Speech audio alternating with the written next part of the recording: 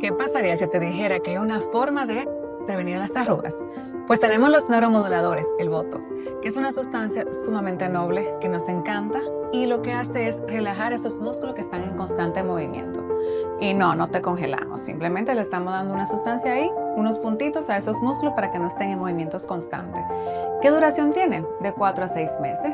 Y 4 a 6 meses lucirás fresca, renovada y feliz con la cara.